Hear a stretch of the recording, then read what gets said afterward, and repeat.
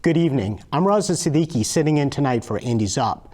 Earlier this year, Newsroom 2.0 brought you a major story about members of extremist groups joining local law enforcement agencies, and the city seemingly being okay with that. Well, that story's back in the news. In response to some insightful reporting, there's a new investigation by the Chicago Police Department into officers who have ties to these extremist groups. And of course, new investigations raise new questions, like who are these officers, and how is having extremists on the police force impacting policing and community trust? And will the second investigation have a different outcome from the original? All that and more on this edition of Chicago Newsroom. But first, our one-on-one conversation right after this.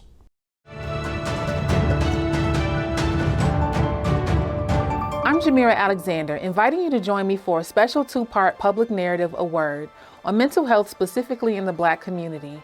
In the first part of the series, we'll explore the public health issue with my very special guests, Kamisha Jones of Sister Afia and Andrew Wade of NAMI, Illinois. Join the conversation Thursday, November 9th at 7 p.m. on CAN-TV, Cable Channel 19, streaming on cantv.org and the CAN-TV Plus app.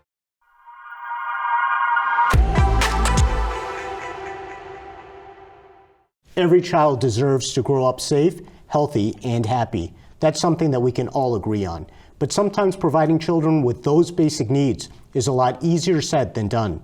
Today's first guest has been on the front lines of fighting for the needs of children. She leads the Illinois Children's Healthcare Foundation, an organization that focuses on healthcare, particularly in the areas of children's oral and mental health.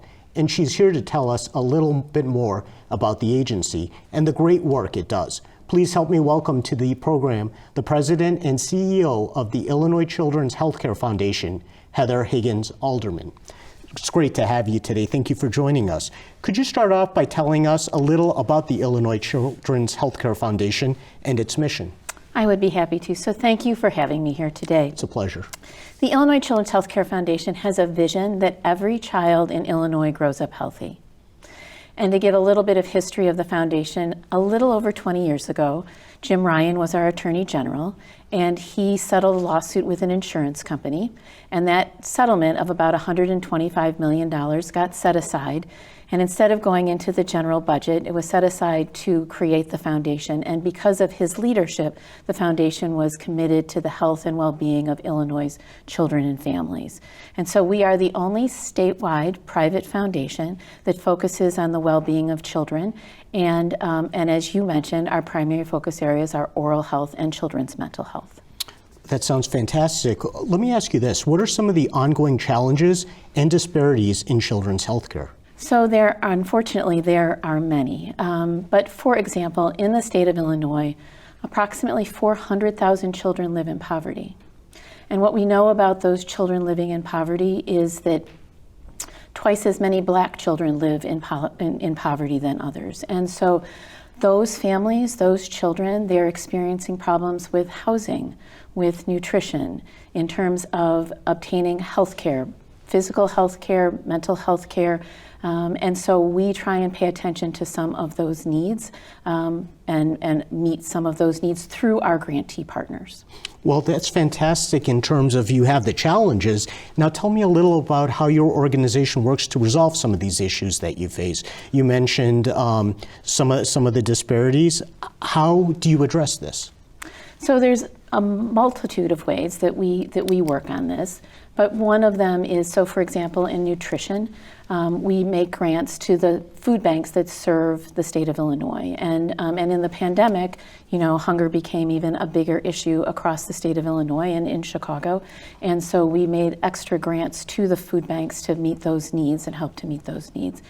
Other ways that we meet the needs of children are related to mental health and to oral health. And one of the ways that we do in terms of oral health is that we have invested in communities across the state to create something called systems of care.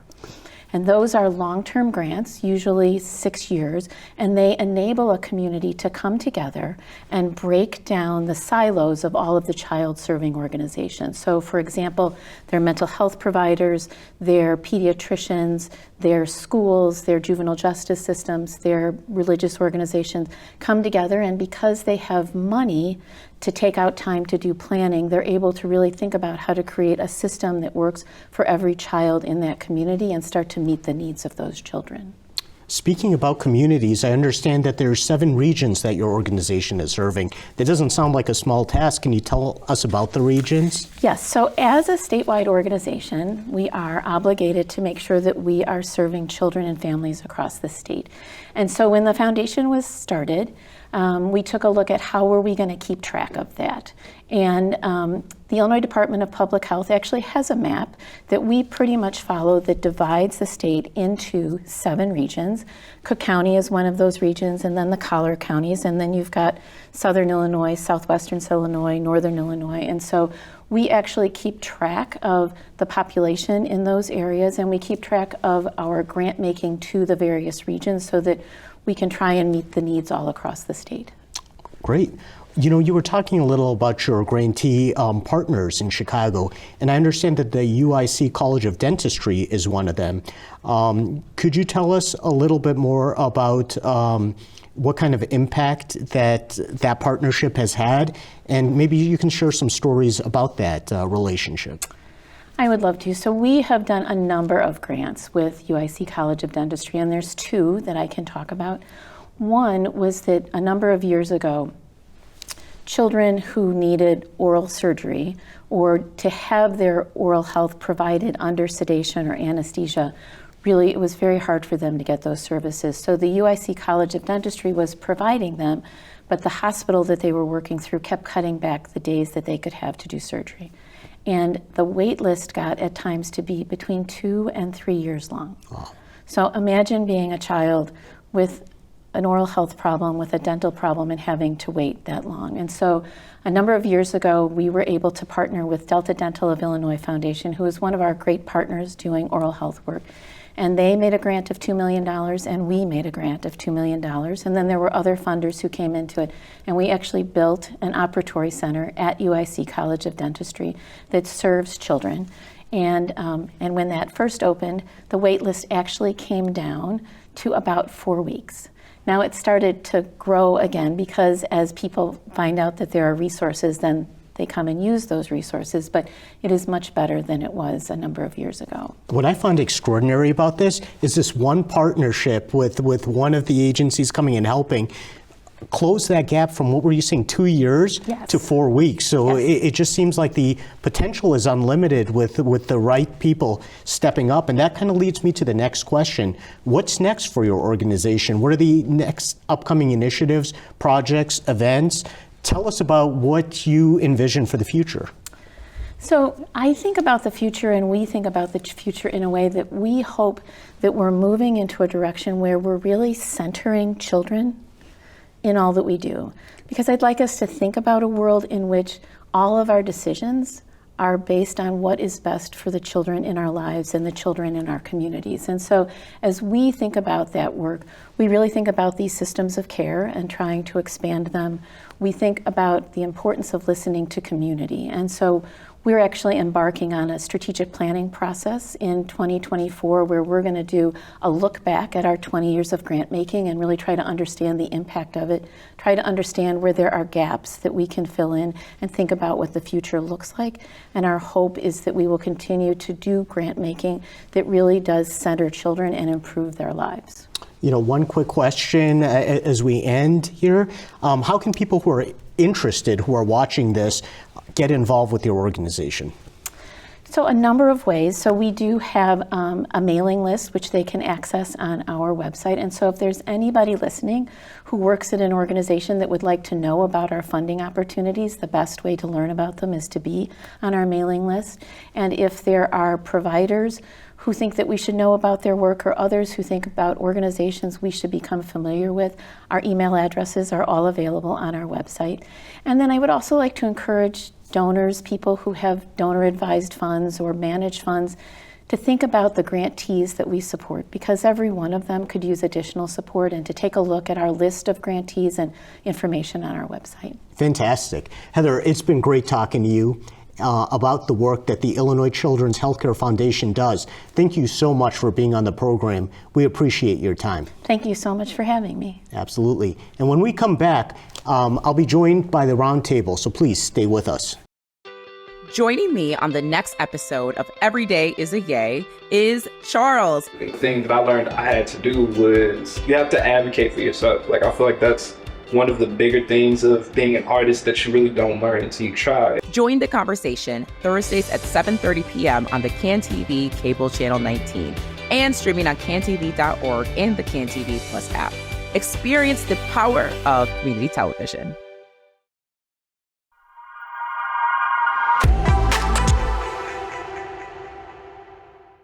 Back in March, we sat down with Chicago Inspector General to discuss a report she'd released about members of extremist groups serving in our local law enforcement agencies. During that conversation, we learned that not only are there members of these groups on the force, but that the police department doesn't consider membership in these groups to be disqualifying.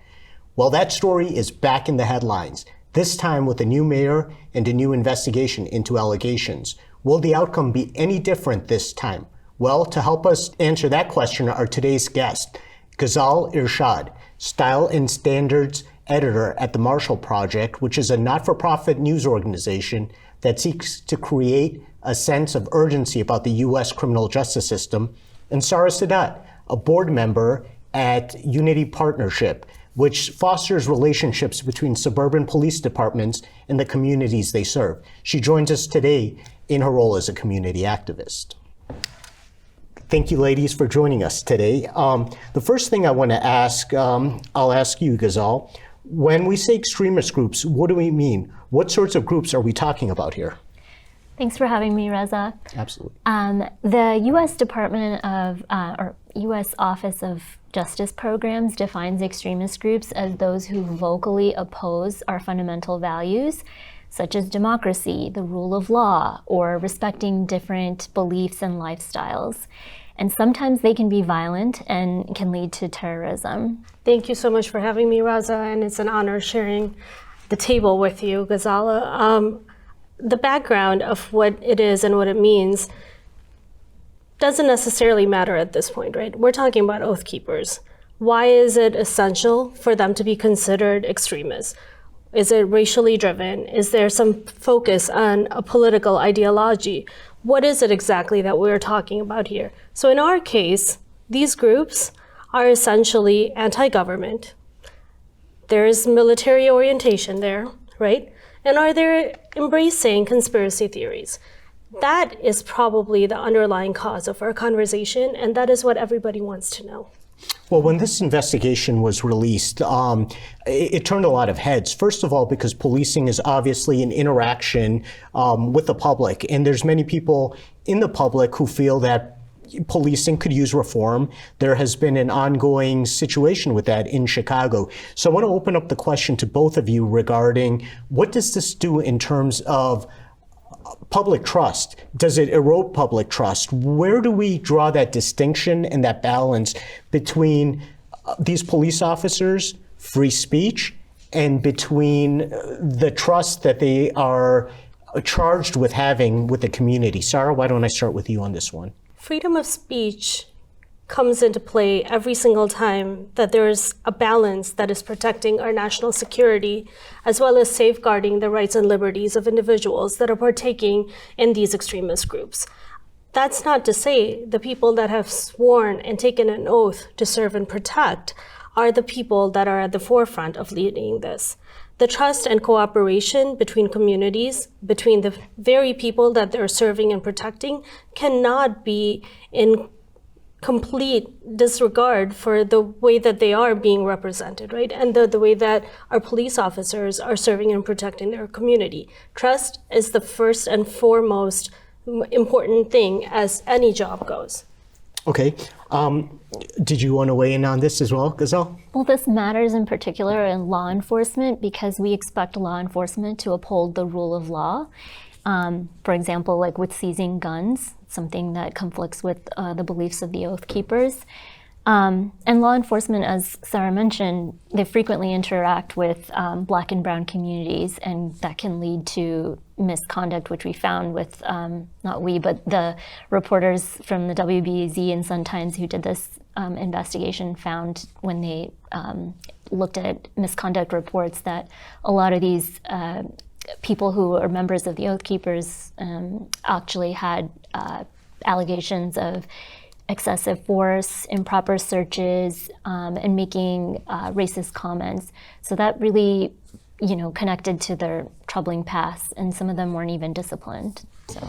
And that raises the question. Clearly, the police department in general should be charged with fostering that sort of relationship with the community to make sure that they are active partners, because again, police can't keep communities safe, right? That is a joint partnership between communities and police. When you have a situation like this, which could potentially erode that mutual respect and that mutual collaboration, how do we get past this? How, Sara, I'll start with you. What can the police and the community do? What should the police be doing in a situation like this? We're talking about 27 individuals that are on this list.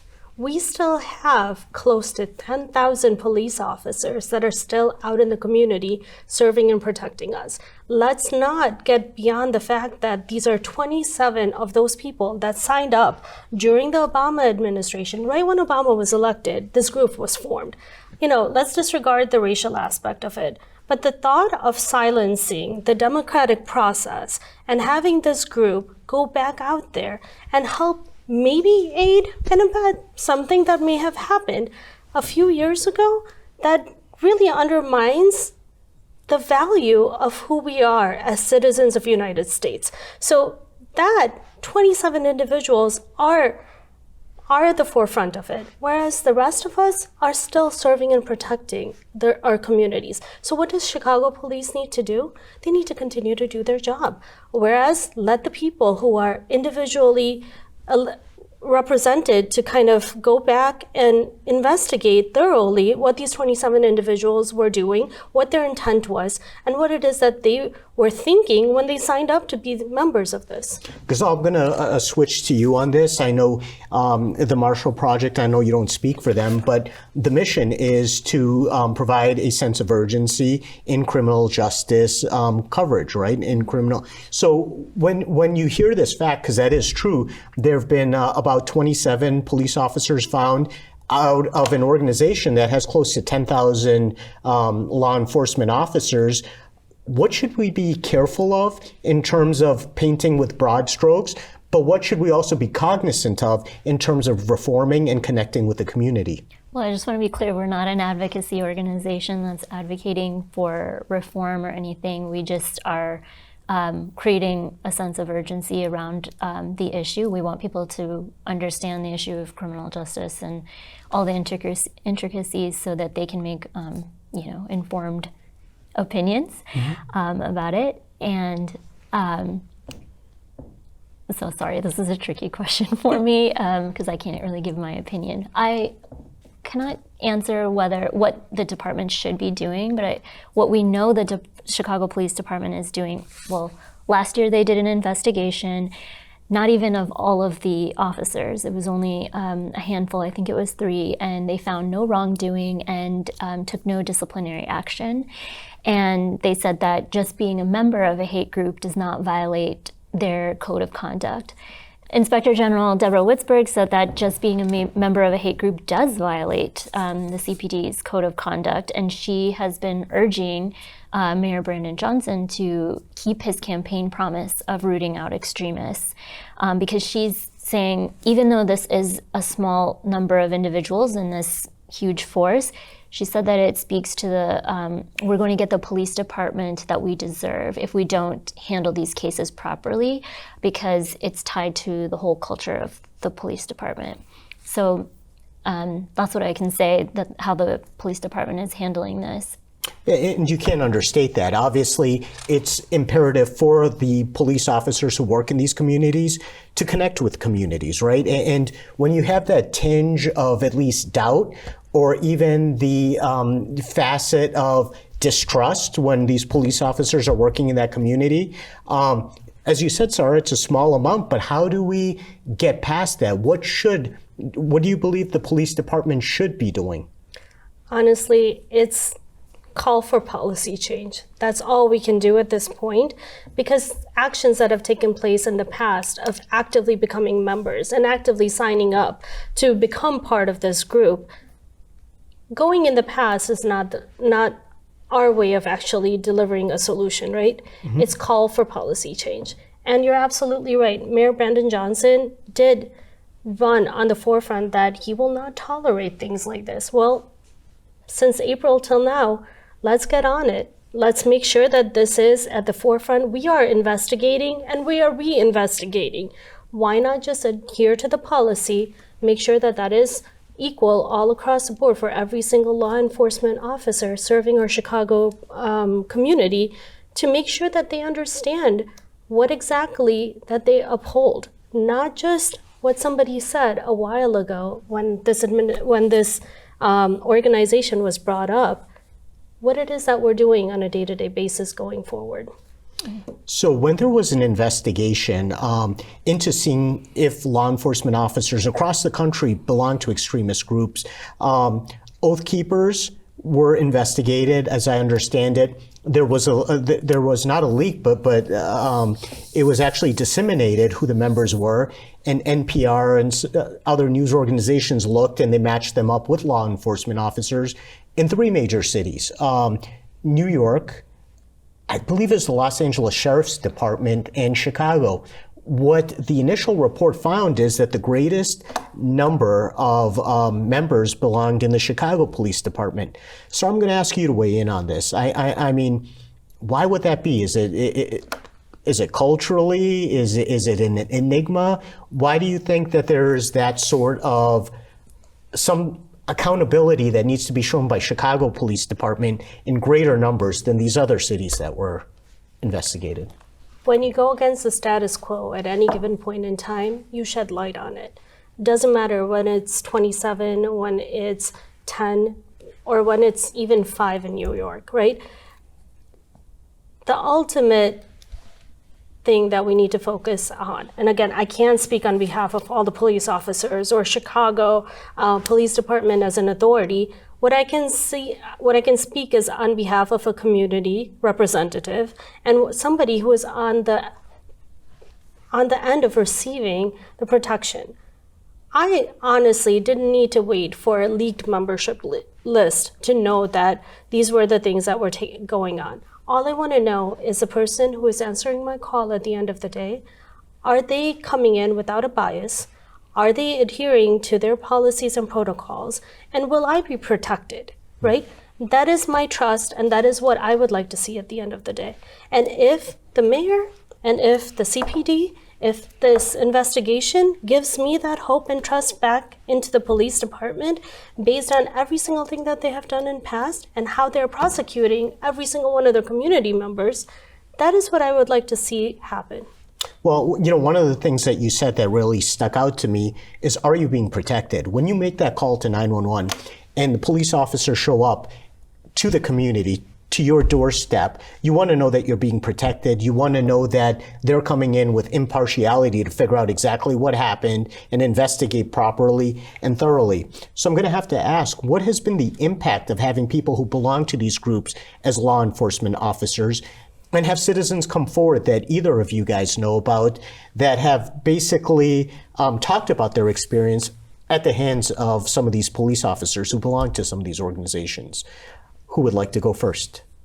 I think you can answer that question better from the perspective of people, Sara? citizens. Yeah, so we'll start with you. So I'll just talk about it as a mom, right? When I see my son driving on the street, can I trust the person who's pulling him over and giving him a warning? Please give him a warning, not a ticket. Can I trust that? Yes or no? All I can say is, if I'm doing any kind of reaching out, an investigation, or even whistleblowing, do I have the protection? Sometimes it doesn't feel like it, because if I get judged as a different individual on the community side because of the policies and procedures, it may not be the same for the police department. So let's bring everything to the forefront. Let's make sure that everybody is being accountable all across the board. And that kind of gives the community a little bit more of a trust, right? Back into what it is that we would like to call, like pick up the phone and call 911 on, right? So that's where I'm coming from. As far as whistleblowing protection, as far as accountability measures, these are all things that our law enforcement does, as well as the administration that is employing our law enforcement officers. So give me back my protection, give me back my trust in community by making sure that your policies adhere to the same protocol that you are making sure that your community is also following. I want to make it clear to our viewers that some of these questions that need to be answered, we need to be able to foster our own thoughts about it. So I want to make sure that we have the perspective not only of a journalist, but as a community activist. But I think what is very important that perhaps both of you could weigh in on is that it is important to note that the first investigation was handled and conducted back when Lori Lightfoot was mayor. And now Brandon Johnson is mayor. Do we expect a different outcome from this investigation, or will we see the same thing that we saw last time? Ghazala. I mean, that's the campaign promise that Mayor Brandon Johnson ran on. His new superintendent, Larry Snelling, has also, since this new investigation from WBZ Sun-Times came out, has vowed to, thoroughly investigate the department this time. So we may see some more accountability this time, but I don't know. Well, it remains to be seen. Sara, do you have any thoughts on this? Hey, campaign promises, that's what gets you elected. But the public pressure is the one thing that makes you do your job effectively through and through and through. If the public wasn't there speaking on behalf of what they're seeing, what they're finding out, then you have to answer to the public at the polls, right, when you have to vote again, right? So these are internals and external factors that come into play. Mayor Johnson, this is the second investigation. We're starting from scratch. No, I really appreciate both of you joining us with this. I think one thing that we can both agree on is excellent reporting by the journalist who uncovered this and at least fostered the dialogue and the discussion we're having today. And I want to thank both of you guys for joining us on the program today. This has been informative, and we look forward to inviting both of you back to keep us updated as the story continues to evolve. Thank you. Thank you so much. I'll be right back with some final thoughts.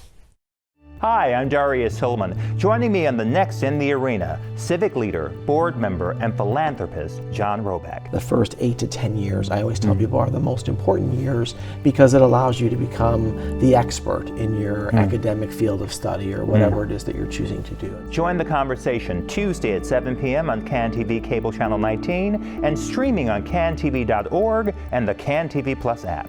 Experience the power of community television. In government, there is no such thing as the perfect system because, alas, government systems are run by people, and try as they might, people are never perfect. I hope, though, that while our systems will never be perfect, we will continue to strive for perfection by hiring and deploying law enforcement officers who believe all Chicagoans are important and who are committed to treating every resident of our great city with the respect and the dignity owed to all, to look up to and live up to the noble aspirations that they profess, to protect and to serve. I'm Raza Siddiqui. Until next time, take care.